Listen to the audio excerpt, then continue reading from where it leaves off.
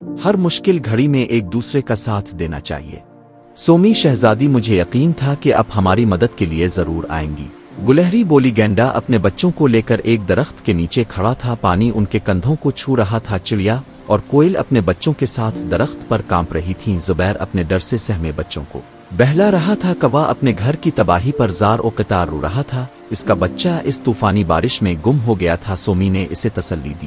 Lolly اور ہاتھی نے سب پرندوں اور جانوروں کو باری باری کشتی میں بٹھانا شروع کیا۔ اتنے میں سومی کوے کے نیم بے ہوش بچے کو لے آئی۔ الو نے اپنی پوٹلی سے دوا نکال کے اس کے منہ میں انڈیل دی اور اسے ہوش آ گیا۔ سومی ان سب کو جنگل لے آئی جہاں خیمے لگے تھے، ان سب کو کھانا پیش کیا۔ کھانے کے بعد وہ اپنے بچوں کے ساتھ آرام دہ بستر پر لیٹ گئے۔ ہم نے بہت مشکل سے اپنے گھر بنائے تھے، اب دوبارہ سے ہمیں محنت کرنی ہوگی۔ چڑیا یہ کہہ کر رونے لگی۔ تم پریشان نہ ہو پیاری چڑیا، ہم سب تمہارا گھر بنانے میں تمہاری مدد کریں گے۔ سومی کی بات سن کر سب نے اسے تسلی دی کہ وہ پریشان نہ ہو، اس آزمائش کی گھڑی میں وہ سب ایک دوسرے کا ساتھ دیں گے اور نہ صرف ایک دوسرے کی مالی مدد کریں گے بلکہ جنگل کو دوبارہ سے آباد کرنے میں اپنا بھرپور کردار ادا کریں گے۔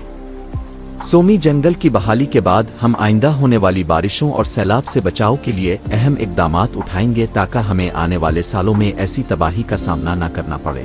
انکل ہاتھی نے کہا۔ بالکل ایسا ہی کریں گے اور اس آزمائش کی گھڑی میں ایک دوسرے کا ساتھ نہیں چھوڑیں گے، زرافہ نے کہا۔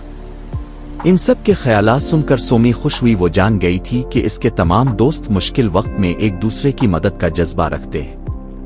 ہر مشکل گھڑی میں ایک دوسرے کا ساتھ دینا چاہیے کیونکہ اس بات سے اللہ بہت خوش ہوتے ہیں۔ آپ کا پیار ہی ہماری طاقت ہے، اس لیے ویڈیو کو لائک کریں، اپنے عزیزوں سے شیئر کریں اور ہمارے چینل کو سبسکرائب کر کے ہمیشہ جڑے رہیں۔